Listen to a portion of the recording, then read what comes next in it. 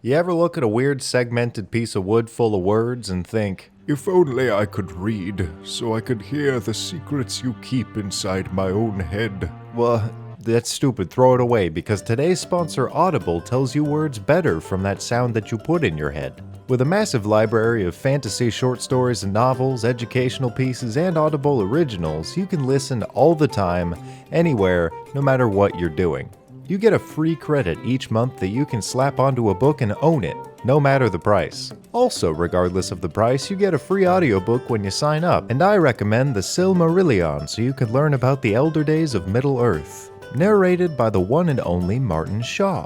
That's over 14 hours of free content that you get just by starting when you go to audible.com/runesmith or texting runesmith to 500-500. So go to this URL right here with my name that I just said and enjoy inspiring fantasy, and also look at my stupid video. You know who your character is, but where did they come from? Well, that's an easy question to answer because they came from pages 127 to 143. Really though, the first thing you think about after you pick your class is who the heck you're going to be playing.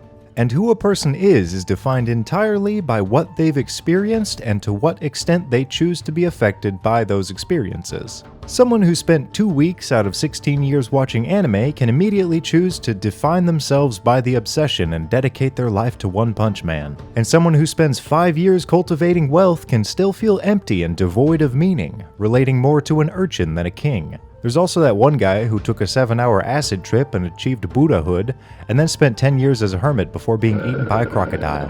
But no one heard about him, and he's in the past. Just like your background.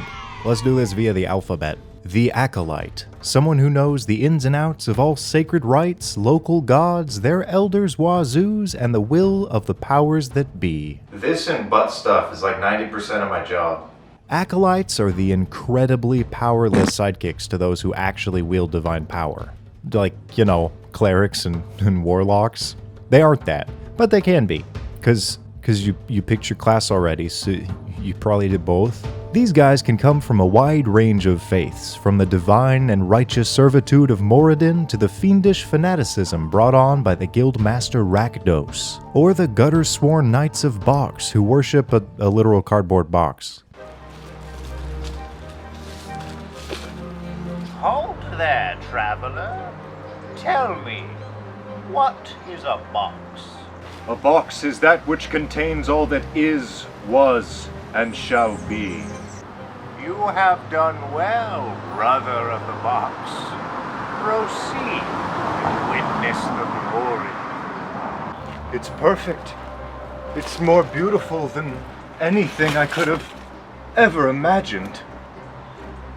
It's a box. Faith comes in all shapes and sizes. Having a god to worship is a real stress reliever. But all acolytes get an incredible boon: help from the boys. As part of a buddy group, your homies have your back whenever you visit a temple with shared faith, or a shack with other people huddled around a box, or an underground ritual room. They're there for you. And only you. Your stupid, disgusting heretic party members can wait out in the rain while you sing chants in reverence of Granny Toefungus. And all these traits that you gather from your time there can be summed up as tunnel vision, a holier-than-thou attitude, and vast ignorance about all other types of lives that people lead.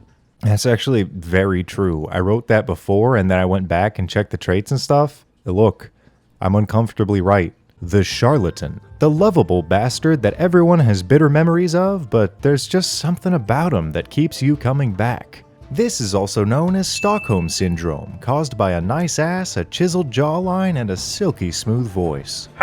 If you're a charlatan, you are a literal ass. A big, juicy dump truck that spouts out bullshit and gains everyone's admiration and kisses. Each one peddles their own falsities that cause the ignorant to blindly hand them cash, like a devil's contract. Or a politician. Just rancid behavior, but they all have fanatics. Some good examples include Lando Calzone, Handsome Jack, Whole Horse, every political leader after a nation's third birthday, the Wizard of Oz, and history and fiction is riddled with them. They all get the benefits and burdens of a false identity, similar to how you perceive me as the runesmith, or how George Miller created so many characters he lost track of himself. They also have favorite schemes: cheating chance, embezzlement, life manipulation, rapid identity shifts, that fun cup game that you could play in alleyways, and telling people that that thing on the shelf is an ancient family heirloom that brings good luck and guidance, when the thing is actually just an elastic sticky hand that cost 1/8 of a cent to manufacture. As they say, fool me once, shame on you. Fool me twice. What the fuck? That's so mean. Like, what about my feelings, you know? Fool me 3 times, and come here, you clever dick, let me kiss that handsome mug with a healthy smidgen of homo. The criminal. They have the skills that last guy lied about and use them for the same reason. Criminals work entirely for personal gain or the benefit of their faction, regardless of what regulations are enforced or who gets hurt. They don't apologize to the fall guy, but for good reason in their own mind. Every waking moment is a test of skill and perception to a criminal, and people who can't keep up deserve to lose because of it. Do you have any old maids? No. Go fish. I don't think you understood me. I meant go swim with the fishes. That's not how the game... He should have known my last card was a Volcarona, and he paid for his ignorance, as all men should. I'd say about 80% of criminals have more honor than your dime a dozen lawmaker, and each one is likely to have their own laws made by no one but themselves. There aren't over-the-counter methods to committing crimes, so each one needs a criminal contact. Be it a guild, a reliable bartender with a keen ear, the boys once they get back in town, or Bentley and Core because I'm a PlayStation 2 kid. Core is the bad guy. I meant Torn. Yeah, I kind of realized which is worse there. I hope you enjoyed my cynical look at types of people. I want to do more of these, so I'll stretch this out a bit, and it's fun. Also, if you didn't know, I have a solid chunk of new merchandise and a total of 16 homebrew subclasses on my Patreon. Go look at it. I've been doing a lot of work, maybe.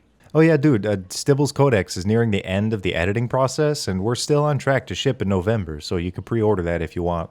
And also take a big old donger, you jib clocker. This is my channel, and I'll post what I want, and you can't tell me what to do, because I'm having fun making it. Get keel-hauled by a kielbasa before I crack a cold one over your glabella.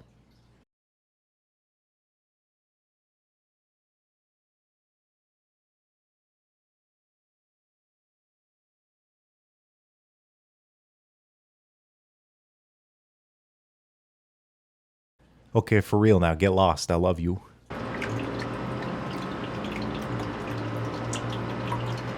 My natural state.